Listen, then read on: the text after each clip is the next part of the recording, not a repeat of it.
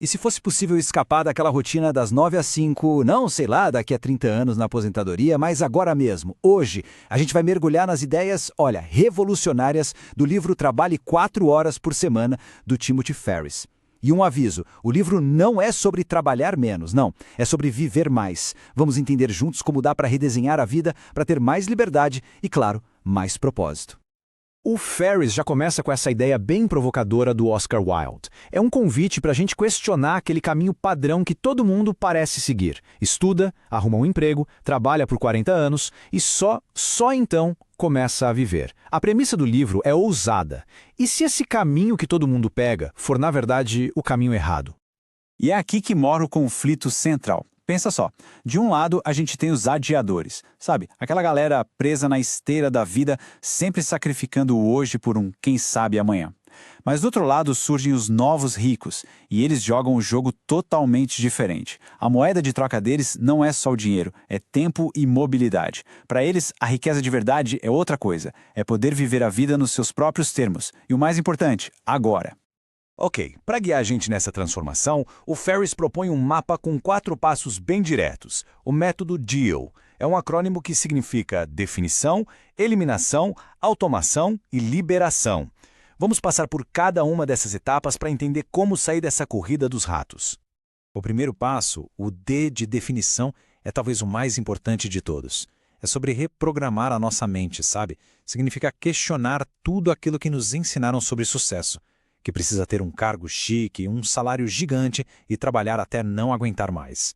A ideia aqui é redefinir o que realmente significa ser rico. Então, quem são esses tais novos ricos? Bom, esquece aquela imagem do milionário com o iate.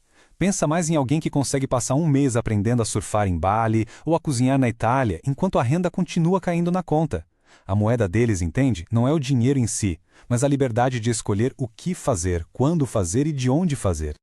É muito fácil pensar que esse estilo de vida é só para jovens, aventureiros, solteiros, mas o Ferriss faz questão de desmistificar isso.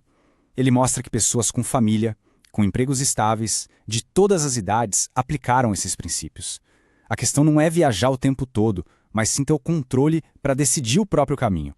Em vez da gente ficar perguntando o que pode dar errado, o Ferriss inverte essa lógica com um exercício muito poderoso, a definição de medos. Ele nos força a encarar uma pergunta que é, na verdade, bem mais assustadora. Qual é o custo de não fazer nada? Qual é o preço de continuar infeliz por mais 5, 10, 20 anos? Muitas vezes, o maior risco de todos é não arriscar. Agora a gente vai para o E de eliminação. E olha, aqui a abordagem é radical. A meta não é fazer mais coisas em menos tempo, é fazer menos coisas. É sobre focar só no que realmente importa. Ser eficaz de verdade, e não só eficiente em um monte de tarefa que não leva a lugar nenhum. Essa aqui é uma das frases mais fortes do livro, sem dúvida. A gente vive numa cultura que glorifica a correria, né?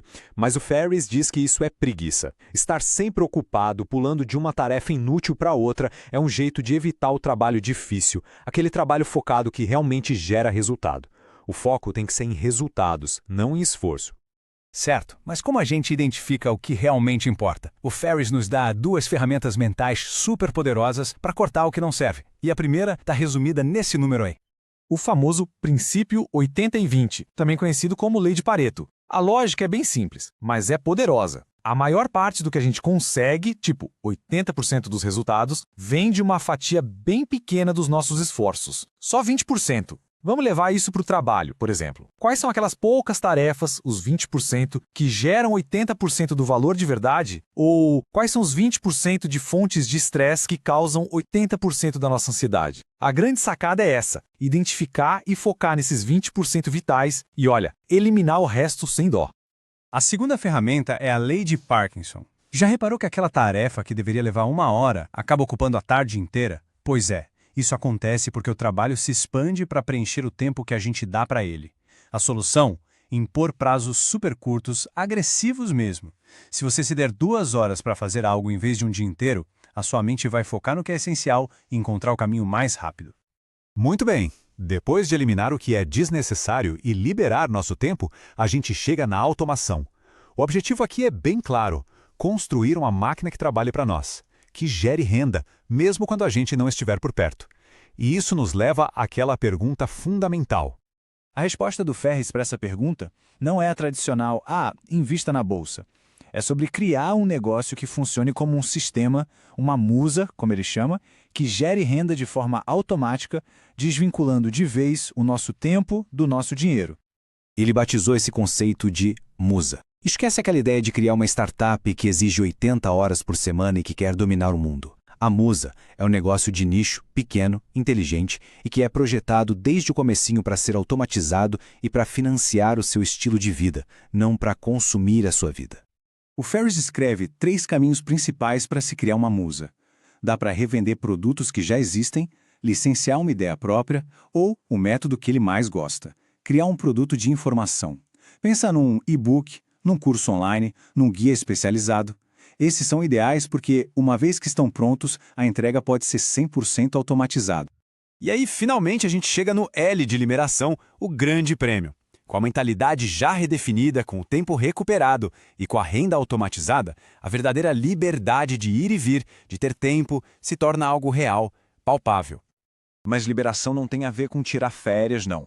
O Ferris critica bastante aquelas fugas curtas, frenéticas, que no fim nos deixam mais cansados do que antes.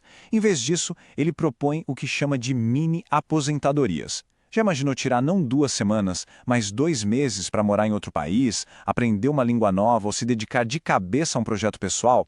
A ideia é espalhar esses períodos de liberdade ao longo da vida, em vez de deixar tudo para o final. E isso fica perfeitamente claro na famosa parábola do empresário e do pescador.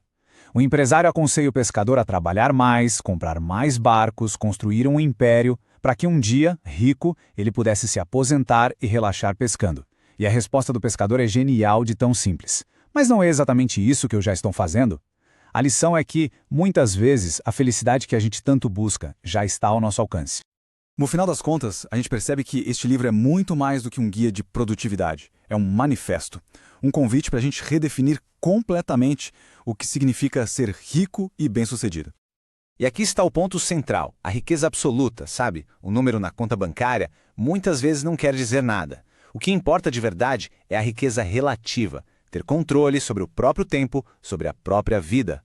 O objetivo final é ter a liberdade de viver experiências ricas, independentemente do saldo no banco.